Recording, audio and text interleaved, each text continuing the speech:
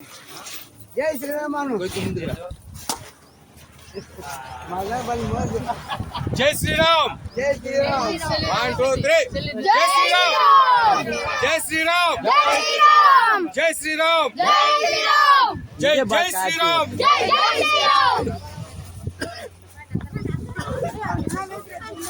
तो अरुणा को फिल्म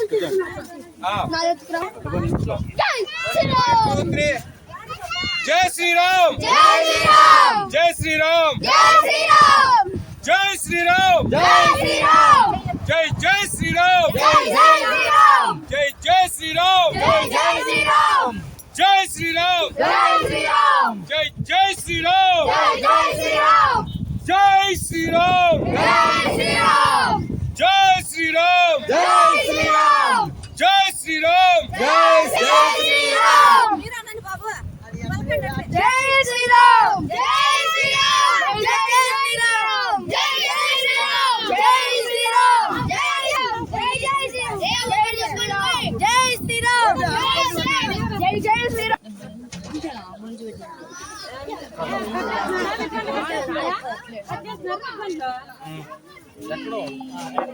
ఫ్రంట్కి రండి ఆడుందా చూడండి తీసుకున్నా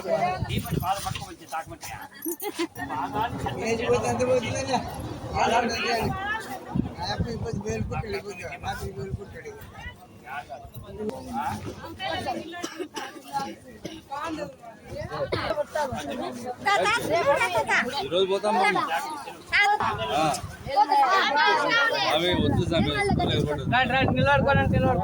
ఓం హిరణ్యపాత్రం దామదః పూర్ణం దదాతే మదవ్యోసానేతి ఏకదా బ్రహ్మణముపహారతి ఏకదైవేతమానగ ఆయుషేజో దదాతి కర్పూరానందగతవచ్చిత నీరాజంపరి నీరాజం నమస్కరోమి ఆంజనేయ వర్ధ గోవింద ఆంజనేయ వర్ధ గోవింద శ్రీరామచంద్ర స్వామి పాదాల వర్ధ గోవింద పాదాల వర్ధ గోవింద. నమస్కారం చేసుకోండి. ఇప్పుడు మహామంగళాన్ని అందరూ ముక్కోండి. రాజర్మ నమస్కారం చేసుకోండి. మహామంగళాన్ని ఆయనకంటే మా పాణి జన్మ అందరికీ పట్టాలి.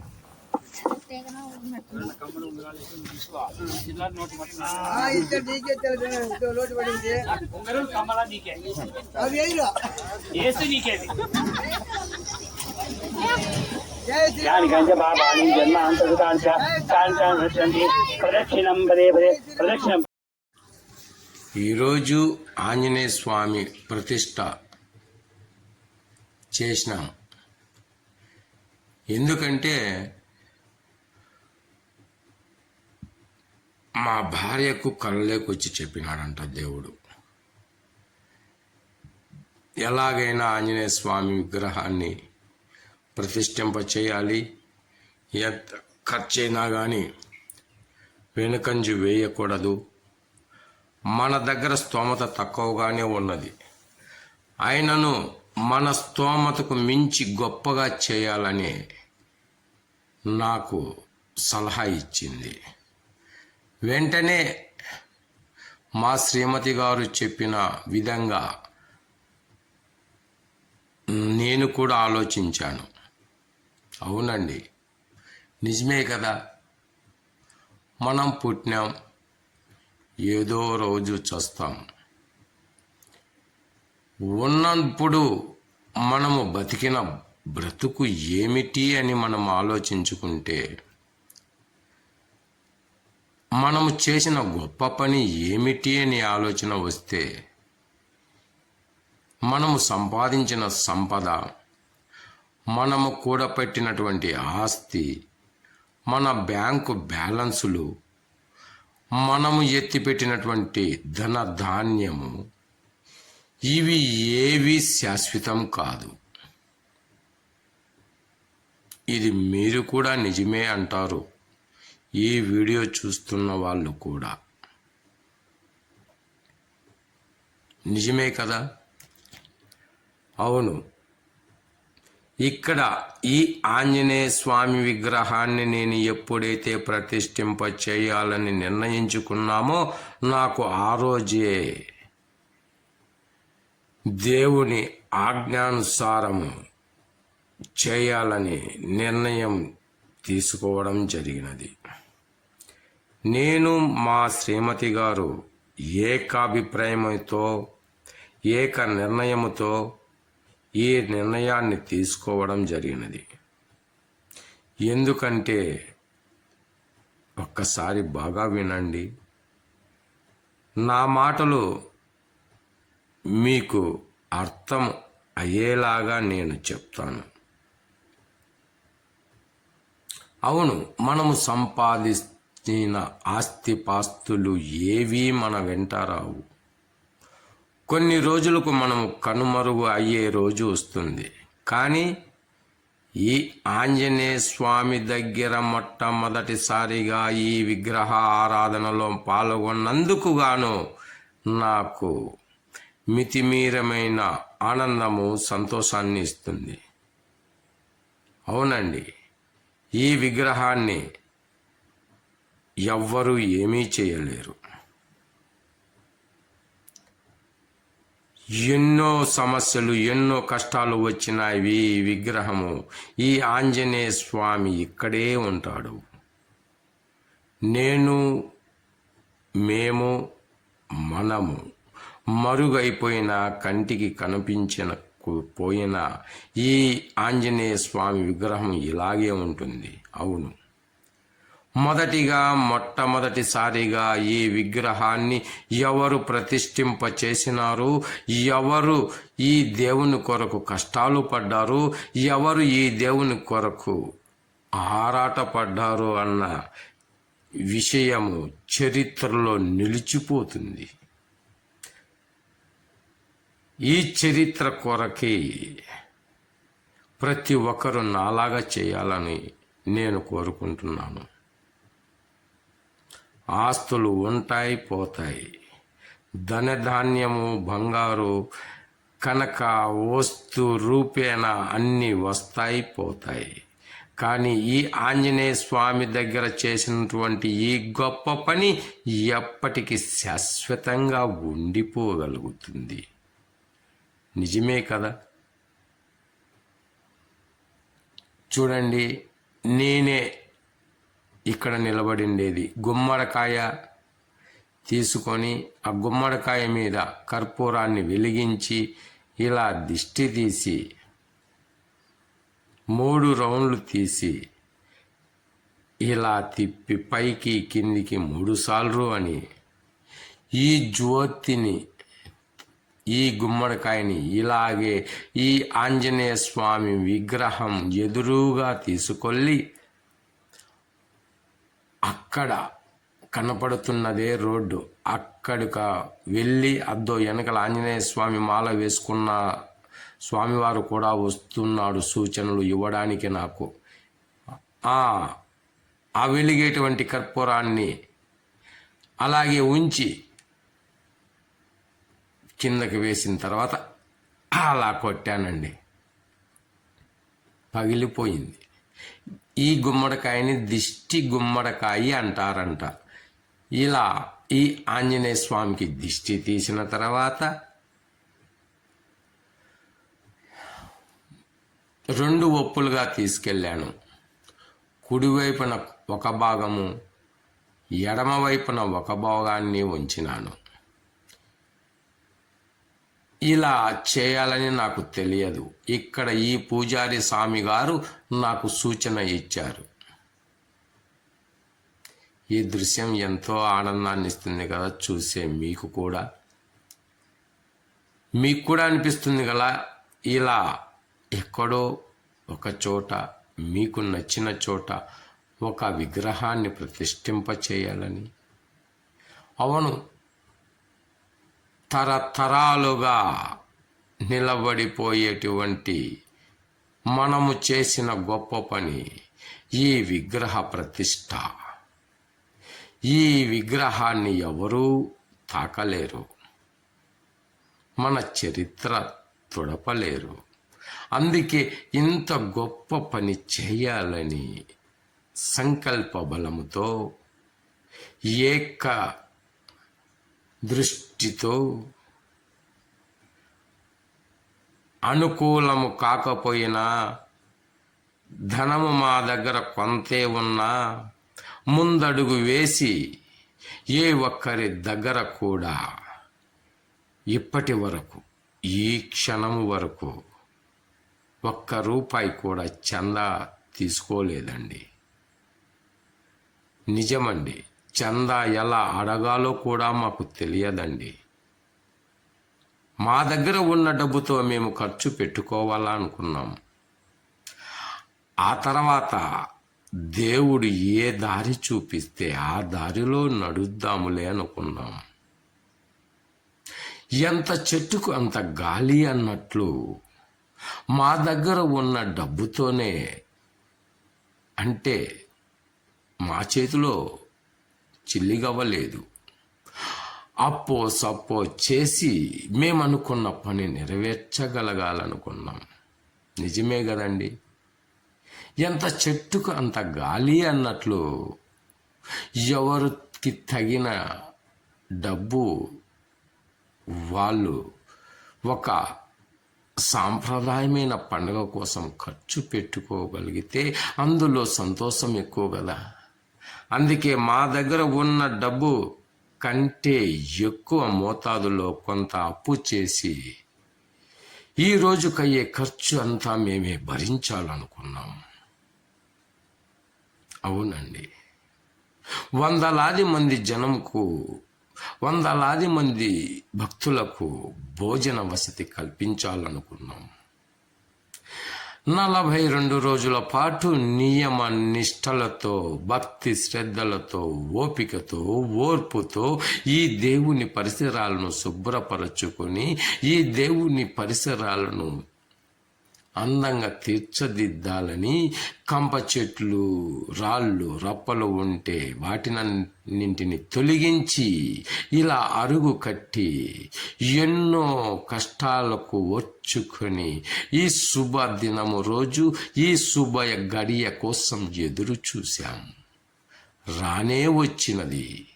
మేము అనుకున్న ఈ శుభదినం, మేము అనుకున్న ఈ శుభ గడియ, నేను వేసినటువంటి మాల, ఆంజనేయ స్వామి వాళ్ళ ఈ మాలలోనే నియమ నిష్టలతో, పరిశుభ్రమైన మనసుతో మంచి మార్గాన్ని ఎంచుకున్నాను. నేను ఎంచుకున్న ఈ మార్గం కూడా నా శక్తితో, నా బుద్ధితో వచ్చి ఉన్నది కాదు. ఆ దేవుడే ఈ శక్తిని నాకు ఇచ్చాడు.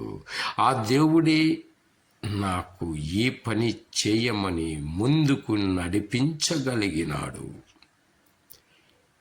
ఈ ఆంజనేయ స్వామి శక్తి సామర్థ్యం ఇంత గొప్పగా ఉంటుందని నేను మనసులో కూడా, కలలో కూడా అనుకోలేకపోయాను. అవునండి, నా దగ్గర డబ్బే లేనప్పుడు ఇలాంటి ఉత్సవము రోజు జరిపించి, ఉత్సవాన్ని గొప్పగా చేయించి, నా చేత వందలాది మందికి ఉచిత భోజనము పెట్టేలా దారి చూపిన ఈ దేవునికి 1000 దండాలు. ఇక్కడ ఉన్నది ఆంజనేయ స్వామి. ఈయన దేవతలలోకెల్లా గొప్ప దేవుడు అంటారు. ఇప్పటికీ ఈ ఆంజనేయ స్వామి హిమాలయాలలో బ్రతికే ఉన్నాడు అంటారు. ఈయనకు అనుకున్నట్లుగా భక్తులకు దీవిస్తాడు, వరాలిస్తాడు అని అంటారు. అది నా విషయంలో నిజము అనే నాకు ఈరోజు నిరూపణ అయ్యింది. అవునండి, పట్టుమని 10 మందికి కూడా ఎప్పుడు ఏ రోజు నేను భోజనాలు పెట్టలేని శక్తిహీనుణ్ణి. అటువంటిది వందలాది మంది కోసం ఉచిత భోజనాలు ఏర్పాటు చేయాలంటే ఎప్పుడు నేను ఇటువంటి శుభకార్యాలు చేయలేనటువంటి వాణ్ణి చేసి కూడా ఉండలేదండి. అటువంటిది ఎలా వచ్చింది నాకు ధైర్యము అనిపిస్తుంది. ధైర్యంగా అడుగు వేయాలి కదా. మన దగ్గర 10,000 రూపాయలుంటే ఇంకొక 100 రూపాయలు జమ చేసి బ్యాంకులో దాచుకోవాలనుకుంటాం. ఒక 100 రూపాయలు మన జోబులో నుంచి కింద పడిపోతే 100 సార్లు చుట్టూ తిరిగి ఆ 100 రూపాయలు దొరికేంత వరకు ఓపిక పట్టి ఆ 100 రూపాయలు దొరికిన సంతోషంలో జోబులో పెట్టుకుని అబ్బా నాకు దేవుడు ఇచ్చినాడు నా 100 నాకని సంతోషపడిపోయే రోజులు ఇవి. అటువంటిది 100లు వేలల్లో వేలకు వేలు ఖర్చు పెట్టాలి నేను ఒక్కనే అంటే ఆ దేవుడు ఇచ్చినటువంటి శక్తి నాకు. నిజమే కదా, కాదంటారా? నేను ఒక ఎమ్మెల్యేని కాదు, ఎంపీని కాదు, ధనవంతుణ్ణి కాదు, రాజకీయ నాయకుణ్ణి కాదు, పెద్ద వ్యాపారవేత్తను కాదు. ఒక సామాన్యమైనటువంటి మనిషిని, ఒక రైతు కుటుంబంలో జన్మించిన ఒక రైతును. అవును, ఇంత గొప్ప సాహసం చేసి వందలాది మందికి ఉచిత భోజనాలు పెట్టాలంటే, ఏ దేవుణ్ణి ప్రతిష్ఠింప చేయాలంటే, వేలకు వేలు డబ్బులు కావాలంటే ఎలా, చేయలేని పరిస్థితి వస్తే ఎలా అన్న ధైర్యము, నిరుత్సాహము నాకు ఎప్పటికీ ఈ 40 రోజులలో మాల వేసుకున్న ఈ రోజుల్లో నాకు ధైర్యాన్ని కోల్పోయిన సమయము ఎదురు కాలేదు. అవును, నమ్మండి. మీరు కూడా ఏదైనా ఒక మంచి పని చేయాలనుకున్నప్పుడు మీ చేతిలో చిల్లి గవ్వ ఉండనవసరం లేదండి. 10 మందికి భోజనాలు, ఉచిత భోజనాలు పెట్టి వాళ్ళని మీ మనసులో అనుకోండి చాలు. ఆ దేవుడే వస్తాడండి, దారి చూపిస్తాడండి. ఆ దేవుని లీల ఎంత గొప్ప శక్తివంతమైనటువంటి ఆలోచన, అది మాటల రూపంలో వర్ణించజాలనది. ఇక్కడ కనపడుతున్నాయే ఈ జెండాలు, ఇక్కడ ఉన్నారే ఈ భక్తులు, చూశారా? ఇక్కడ కనపడుతున్న ఈ వంటశాల ఎంత ఉత్సాహాన్ని ఇస్తుంది. నేను ధనవంతుణ్ణి కాదు, గొప్ప వ్యాపారవేత్తను కాదు, కానీ ధైర్య సాహసాలు ఉన్నటువంటి ఒక ఆంజనేయ స్వామి భక్తుణ్ణి మాత్రమే. అందుకే నా దగ్గర డబ్బు లేకున్నను దేవునిని ఎలాగైతే ప్రతిష్ఠింప చేయాలని మనసులో అనుకున్నానో ఆ విషయాన్ని మా శ్రీమతి గారి నేను ఇద్దరము కలిసి నిర్ణయం తీసుకున్నామో వెంటనే అడిగిన ప్రతి ఒక్కరూ వడ్డీ ఇవ్వద్దండి, అసలు మాకు ఇవ్వండి అని అప్పు ఇచ్చారండి. చాలా సంతోషం కదా. 5, 10, 20 వడ్డీలు తీసుకుని ఈ కాలంలో మాకు వడ్డీ లేకుండా డబ్బు దొరకడము చాలా ఆనందదాయకం. అడిగిన ప్రతి ఒక్కరూ కాదనకుండా లేదనకుండా ఇచ్చారండి. మరి ఈ శుభదినం వస్తుందని, ఇటువంటి శుభ గడియలు మా కొరకు ఎదురు చూస్తుంటాయని మేము ఊహించలేదు. ఈ గుడి నిర్మించడానికి ఆ దేవుని దీవెనలు కావాలి మాకు. మరి ఆ శుభగడియలు ఎప్పుడొస్తాయో తెలియదు. ఆ శుభగడియలు రావాలని నేను దేవుణ్ణి కోరుచున్నాను. మీరు కూడా మా తరపున దేవుణ్ణి కోరుకోవాలని ఈ వీడియో చూసే వాళ్లకు తెలియచేసుకుంటున్నాను. నిజమే కదండి, ప్రతి నీటి బొట్టు విడివిడిగా ఉంటే నీటి బొట్టుగానే ఉండిపోతాయి. ప్రతి నీటి బొట్టు ఒక గ్లాసులో వర్షపు రూపంలో పడితే ఆ గ్లాసు నిండుకు నీరుగా మారిపోతాయి నీటి చుక్కలు. ఆ నీటి చుక్కలే గ్లాసు నిండుతుంది. ఆ గ్లాసులో ఉన్న నీరే మన దాహము తీర్చుతాయి. నిజం కదండి? అందుకే 100,000 చేతులు వేసినప్పుడే ఈ గుడి నిర్మాణం జరుగుతుంది అని అనుకుంటున్నాను. కానీ నేను దేవుణ్ణి ఎప్పుడైతే మొదటిగా ప్రతిష్ట రోజు వరకు నా ఖర్చే ఉండాలని దేవుణ్ణి ఎప్పుడైతే మొక్కున్నానో అప్పుడు నా ఒక్కని చేతుల మీదే ఖర్చు పెట్టించడానికి దేవుడు దీవించినాడు. ఎంత గొప్ప విశేషం కదా ఇది. చాలా ఆనందంగా ఉంది. అవునండి, ఇక్కడ ఈ భక్తులంతా ఈ పూజారి స్వామి వారు చెప్పుతున్నటువంటి శ్లోకాలను వింటున్నారు. ఈ పూజారి స్వామి సూచనల మేరకు అలా పూలు పెట్టమంటే, ఇలా నీళ్లు చల్లమంటే, అలా మాటలు పలకమంటే, ఇలా టెంకాయ కొట్టమంటే అలాగే చేస్తున్నారు. ఈ పూజారి స్వామి గారు చెప్పే ప్రతి మాట గొప్పది కదా. అందుకే చాలా ఉల్లాసంగా ఉత్సాహంగా వింటున్నారు. చుట్టూ ఇండ్లు లేవు, అంగిడి లేదు, అడవి ప్రాంతం ఇది. ఈ అడవి ప్రాంతంలో ఇక్కడ విగ్రహాన్ని ప్రతిష్ఠింప చేసినప్పుడు అంటున్నారు అందరూ, ఇంత అడవిలో నా ఊర్లో పెట్టకూడదని. మాకేం తెలుసండి ఊర్లో పెట్టాలా అడవిలో పెట్టాలా అని. మాకంత శక్తి సామర్థ్యం ఎక్కడిది? మా దగ్గర అంత డబ్బు ఎక్కడిది?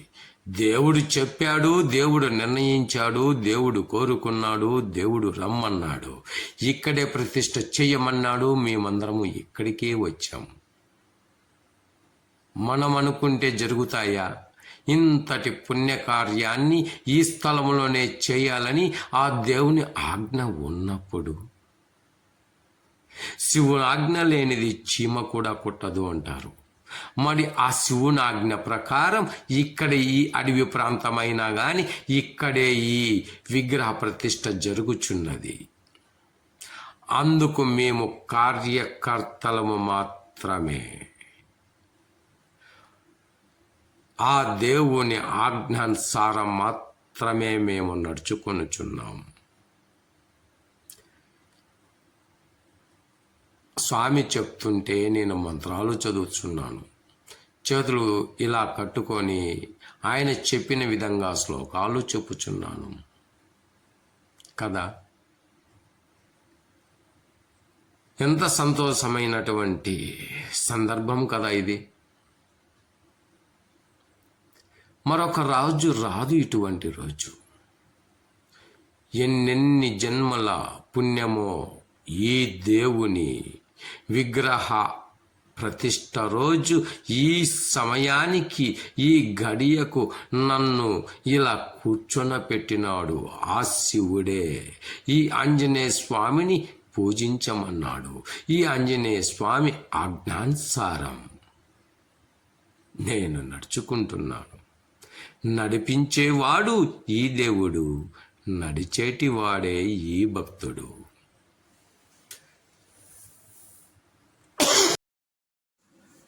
అవును, ఈ అబ్బాయి చూడు, పూజ మొదలైనప్పటి నుంచి పూజ అయిపోయేదాకా జెండా కింద పెట్టను అంటున్నాడు. పిల్లలకు కూడా ఉత్సాహమే కదా. ఈ పిల్లలు కూడా ఈ ఫంక్షన్లో ఈ శుభదినాన ఎవరైతే ఈ గుడిలో ప్రతి ఒక్కరు పని చేసినారో వాళ్ళందరికీ దేవుని దీవెనలు ఉంటాయి. ఇప్పటి ఈ చిన్న పిల్లలే రేపటి పౌరులు. ఇప్పుడు ఈరోజు ఈ చిన్న పిల్లలు చేసినటువంటి ఈ గొప్ప పని పెరిగి పెద్దయినా కానీ చిన్నప్పుడు చేసిన అలవాట్లు అలాగే ఉంటాయి అంటారు కదా. పెరిగి పెద్దయినా కానీ మంచి విద్య బుద్ధి వీళ్ళకు అలాగే ఉంటుంది. అందుకే మన సాంప్రదాయ ప్రకారం పిల్లలను గుడులకు తప్పకుండా పిలుచుకొని రావాలి. గుడులలో చేసేటువంటి పనులను వీళ్ళను కూడా పాల్గొనేలా చేయాలి. పిల్లలకు నేర్పించాలి. మంచి పనులు వీళ్ళ దగ్గర చేయించాలి. పెరిగి పెద్దయినా కానీ ఈ అలవాట్లు ఇలాగే ఉండిపోతాయి ఈ పిల్లలకు. పూర్వకాలంలో గురుకులాలు, గురు విద్యా బోధన స్థలాలు అనేటివి ఉండేటివి. అక్కడ విద్యతో పాటి బుద్ధి కూడా నేర్పించేవారు. కానీ ఇప్పుడు ఉన్న సబ్జెక్టులు మాత్రమే చెప్తారు. ఇంగ్లీషు, తెలుగు, మ్యాథ్స్, హిందీ ఇలా ఎవరికి తోచిన సబ్జెక్టు వాళ్ళు చెప్పి వెళ్ళిపోతారు ఇప్పటి గురువులు. కానీ విద్య చెప్తాము, బుద్ధి చెప్పరు. అది మాది కాదు, మా డ్యూటీ కాదు అనేలాగా ప్రవర్తిస్తారు, పరోక్షంగా చెప్తారు. కానీ అప్పటి గురుకులాలు ఎలా ఉండేటివండి? మొదటిగా బుద్ధి నేర్పిస్తూ విద్యను నేర్పించేవారు, విద్యను నేర్పిస్తూ బుద్ధిని నేర్పించేవారు. విద్యతో పాటి బుద్ధి, బుద్ధితో పాటి విద్య. అందుకే ఆ రెండు కలిగినప్పుడే గొప్ప దేశభక్తులుగా మారిపోతారు, దైవభక్తులుగా తీర్చిదిద్దబడతారు, మంచివారిగా, మహోన్నతులుగా, మహోన్నతమైనటువంటి పనులు చేయగలుగుతారు. ఈ వీడియో చూసేవారు దయచేసి మీ ఇంట్లో ఉన్న పిల్లలకు మీరు విద్య మరియు బుద్ధి రెండు తల్లిదండ్రులు నేర్పించగలుగుతారని కోరుచున్నాను. నేను అందుకొరకే ఈ వీడియోలో ఎక్కువ శాతం పిల్లలను ఈ ఫంక్షన్ రోజున ఈ దేవుని కార్యక్రమంలో పాల్గొనేందుకు పిల్లలనే ఎక్కువ పిలుచుకొని వచ్చినాను. ఎందుకంటే ఈ పిల్లలు తెలుసుకోవాలి, మంచి చెడు, విద్య బుద్ధి ఈ భక్తి భావంలోనే కలిసి ఉంటాయి. ఈ భక్తి భావంలో అన్ని రకాలైనటువంటి సబ్జెక్టులు ఉంటాయి. కానీ ముఖ్యంగా గొప్ప పెద్ద సబ్జెక్టు ఈ మంచి అనే సబ్జెక్టు ఉంటుంది. అందుకే ఎక్కడ ఏ గుళ్ళల్లో అయినా సరే పిల్లలను భక్తి భావంలో మంచి మార్గంలో నడిపించాలంటే ఇటువంటి శుభకార్యాలలో వాళ్ళు చేయగలిగే పనులు వాళ్ళ దగ్గర చేయించాలి. అక్కడ చూశారు కదా, ఇంతకు మునుపు జెండా పట్టుకోమని ఒక అబ్బాయికి చెప్పాను. సరే పట్టుకుంటాను అన్నాడు. నీకు ఓపిక ఉందా? మేము పూజ అంతా అయిపోయేంత వరకు పట్టుకోవాలి అన్నాను. అంతే. ఓపిక ఉందన్నాడు. అద్దు ఓపికతో పట్టుకున్నాడు. దరిదాపు 2-3 గంటల సేపు ఈ పూజ జరిగింది. అంతసేపు కూడా ఆ పిల్లవాడు పట్టుకున్నాడంటే ఇక్కడ జరుగుతున్నటువంటి మంచి విశేషం కొరకే కదా. ఆ అబ్బాయి కూడా వినగలిగినాడు. రేపు పొద్దున మంచి భావాలతో, మంచి ఆలోచనలతో, మంచి నడవడికతో అతని జీవితాన్ని అతను బాగుపరుచుకుంటాడు. నేటి బాలులే రేపటి పౌరులు అంటారు. అనగా ఇప్పటి ఈరోజు పిల్లలే రేపటి మన వయసు వచ్చే పెద్దలు అంటారు. ఇప్పుడు పిల్లలుగా ఉన్నప్పుడు ఏ రకమైనటువంటి ఆలోచనలతో పెరుగుతారో, పెరిగి పెద్దయినా కూడా అదే ఆలోచనలతో పెరుగుతారు, అదే భావనలతో ఉంటారు, అదే ప్రవర్తనతో ప్రవర్తిస్తారు, అలాగే అదే దారిలోనే నడవగలుగుతారు. అందుకే ఇటువంటి గొప్ప సందర్భము వచ్చినప్పుడు ప్రతి ఒక్క పిల్లవాడిని కూడా ఇటువంటి ఫంక్షన్లలో పాల్గొనవలసినదిగా తల్లిదండ్రులు వారికి మంచి మాటలతో చెప్పి ఇటువంటి ఫంక్షన్లలో పాల్గొనవలసినదిగా తల్లిదండ్రులు పిల్లలకు చెప్పవలనని మనసు పూర్తిగా ప్రతి ఒక్క తల్లి తండ్రిని కోరుచున్నాను. అవునండి, చిన్నప్పుడు మనం ఏదైతే తల్లిదండ్రులు నేర్పిస్తామో పెరిగి పెద్దయినా వాటినే అవలంబిస్తారు. కాబట్టి ప్రతి ఒక్క తల్లి తండ్రి కూడా ప్రతిరోజు గీతా పారాయణం ఒక్క 10 నిమిషాలైనా వాళ్లకు బోధించగలగాలని కోరుచున్నాను. చాలామందికి చదువుకోలేనప్పుడు ఈ గీతా పారాయణం అంటే ఏమిటి, భగవద్గీత అంటే ఏమిటి, భాగవతం అంటే ఏమిటి అనేవి తెలియవు. అటువంటప్పుడు తెలియనప్పుడు ఈ గుడుల దగ్గరికి వస్తే ఈ గుళ్ళల్లో మేధావులు, మహామేధావులు జీవితాలలో జరిగినటువంటి గొప్ప గొప్ప మంచి పనులు గురించి మాట్లాడుకుంటూ ఉంటారు. ఆ మాటలు విన్నా చాలండి మన పిల్లలు మంచి దారిలో నడవడానికి. నిజమండి, ప్రతిరోజు దేవుణ్ణి పూజించండి, మీ ఆరోగ్యాల్ని కాపాడుకోండి. ప్రతిరోజు దేవుణ్ణి సేవించండి, మీరు అనుకున్న కోరికలను నెరవేర్చుకోండి.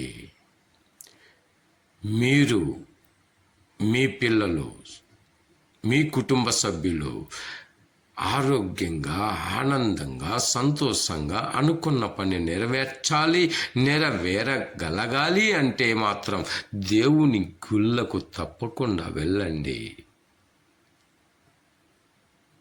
అందుకు సాక్ష్యం నేను అలా దేవుని మాల వేసి 40 రోజుల పాటు దీక్షలో ఎలా ఉన్నానో అలాగే మంచి భావనలతో, మంచి మాటలతో, మంచి హృదయంతో అనుకున్నవన్నీ నెరవేర్చుకోగలుగుతున్నాను. నేను మాల వేసినప్పుడే కదా ఇలా ఈ ఆంజనేయ స్వామి విగ్రహ ప్రతిష్ఠ రోజు పాల్గొనేందుకు అవకాశం నాకు మొట్టమొదటిసారిగా నాకే ఆ దేవుడు వరము ఇచ్చినాడు. నిజమే కదండి. 100,000 కోట్ల రూపాయలు ఉన్న వాళ్ళు కూడా ఇలా గొప్ప పని చేయలేరండి. ఎందుకంటే 1 కోటి రూపాయలు బ్యాంకులో వేస్తే మరొక 1,00,000 వస్తుంది వడ్డీకి. ఆ వడ్డీ రూపంలో వచ్చిన ఆ డబ్బు మరి అలాగే వేరే బ్యాంకులో వస్తుంది. ఆ 1,00,000కు మరొక కొంత డబ్బు వస్తుంది అనుకునే కాలమండి ఇది. మరి నాకు ఆ దేవుడు ఆ బుద్ధి ఇవ్వలేదే. నా దగ్గర ఉన్న కొంత డబ్బుతోనే నేను ఇలా దేవుని కోసం, దేవుని కొరకై మంచి పని చేస్తున్నానన్న సంతోషం, ఆ సంతోషం ఎవరిచ్చారో నాకు? ఆ దేవుడే కదా. మరి నేనెందుకు ఇలా ఈ డబ్బు వృధా చేస్తున్నాను? దేవుని కొరకై చేస్తున్నాను, ప్రజల కొరకై చేస్తున్నాను. 100,000 మందికి భోజనాలు పెడితే ఆ కార్యక్రమం ఎంతో గొప్పది కదా. అన్ని దానాలలో కంటే అన్నదానం చాలా గొప్పదాన్ని మా గురువులు, పెద్దలు, తల్లిదండ్రులు, సహచర్యులు, మిత్రులు, బంధువులు, స్నేహితులు అందరూ అంటారు. అందుకే ఈరోజు నిర్ణయించుకొని విగ్రహ ప్రతిష్ఠ రోజు అన్నదానం ఉచితంగా పెట్టడానికి నేను ముందడుగు వేశాను. నేను ఒక్కనే ఖర్చు పెట్టుకోవడానికి ముందడుగు వేసి, అలాగే నన్ను చూసి మీరు కూడా ముందడుగు వేయాలని సంకల్ప బలముతో ఈ నిర్ణయం తీసుకోవడం జరిగినది. వీడియో చూస్తున్న వాళ్ళందరికీ ధన్యవాదాలు. ఇంతసేపు మీరు ఈ వీడియోలో ఉన్న దృశ్యాలను చూసినందుకు చాలా సంతోషం. మీ అందరికీ మరొక్కసారి నమస్కరిస్తూ ఇటువంటి వీడియోలను చూడాలని కోరుకుంటూ మనస్ఫూర్తిగా నేను ఏవైనా తప్పులు మాట్లాడింటే క్షమించాలని కోరుకుంటున్నాను. నా మాటలు మిమ్మల్ని ఏవైనా ఇబ్బంది పెట్టి ఉంటే క్షమించాలి. నా మనసు ఎలాంటిది అనేది నా మాటల రూపంలో చెప్పాలనుకున్నాను, కానీ ఇక్కడ జరుగుతున్న సంఘటన గొప్పది అని నేను అనుకున్నందుకు చిత్ర రూపములో మీకు ఈ దృశ్యాలను చూపిస్తూ నా మనసును సంతోష పెట్టుకోవడానికి ఈ వీడియోను మీ ముందు ఉంచుతున్నాను. నిజమండి, వీడియో తీసేందుకు కూడా ఒక వీడియోగ్రాఫర్ని తెప్పించడానికి కూడా నా దగ్గర డబ్బు లేదు. అయినా పిల్లల దగ్గర ఉన్నటువంటి ఫోన్లు ఎవరెవరి ఫోన్లలో వాళ్ళు దృశ్యాలను చిత్రీకరించారు. వాళ్ళందరి దగ్గర ఉన్నటువంటి కొంతమంది ఇంకా వాళ్ళ ఫోన్లలో దృశ్యాలను నాకు ఇవ్వలేదు, కానీ వాళ్ళు అందుబాటులో లేరు. కానీ ఉన్నంతలో నాకు అందుబాటులో ఉన్నంత వరకు వీడియోలను సేకరించి సమకూర్చి ఇలా వీడియోలను మీ ముందు ఉంచుతున్నాను. ఇలా పద్ధతి ప్రకారం వీడియోలు తీసి మీకు చూపించలేనందుకు చింతిస్తున్నాను. నా బాధను అర్థం చేసుకుంటారని, హృదయపూర్వకంగా మన్నిస్తారని కోరుకుంటూ ఈ కథను ముందుకు సాగిస్తాను. ఈ స్వామివారు ఆంజనేయ స్వామి పూజారి. ఆయన మంత్రాలు చదువుతుండగా, శ్లోకాలు చదువుతుండగా మాకు చెవులకు ఇంపుగా సొంపుగా ఉన్నాయి. ఈయన చెప్పే ప్రతి మాటలో ఎంతో గొప్పదనం, ఎంతో రుచిదనం, ఎంతో తీయదనం, గొప్ప గొప్ప మాటలు ఈ స్వామి ద్వారా వింటూ ఉంటే ఆనందంగా ఉంది. ఈ పిల్లలు చూశారా, ఇప్పుడు చిన్న వయసే.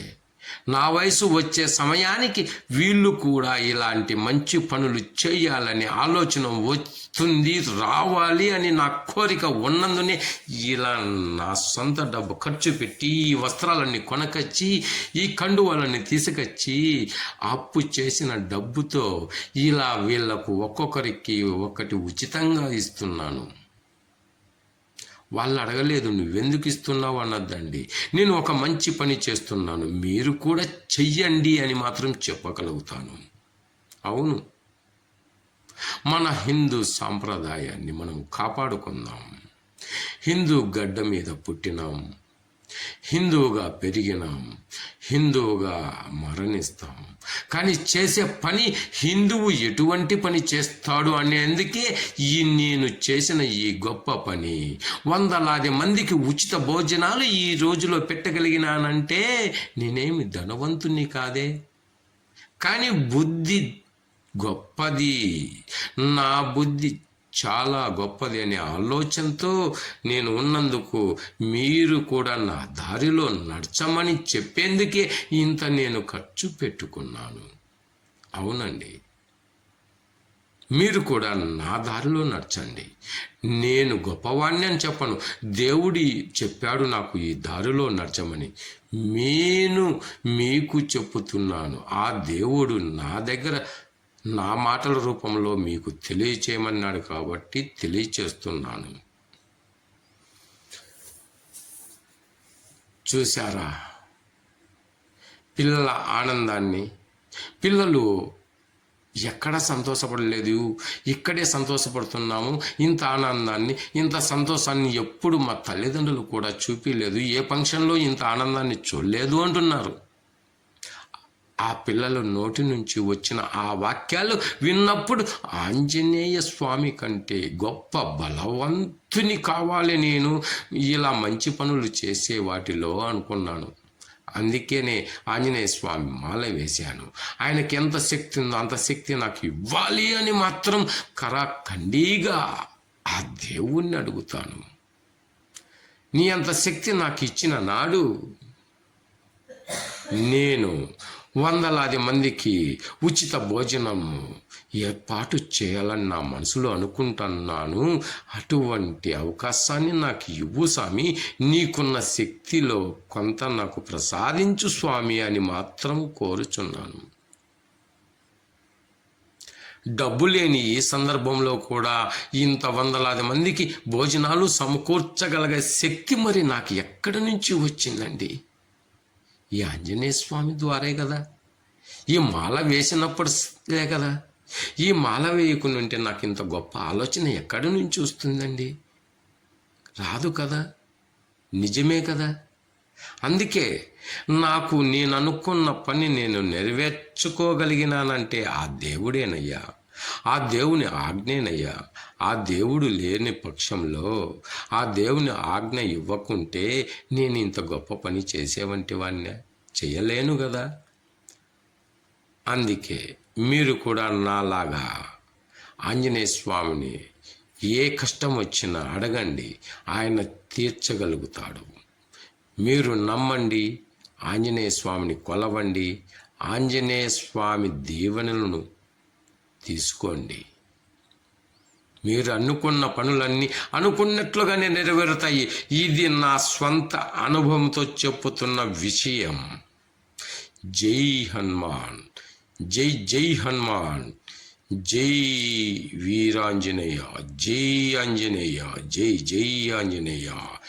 అందరూ ఒకసారి జై ఆంజనేయ అని చెప్పండి, చెప్పండి, చెప్పండి, జై ఆంజనేయ.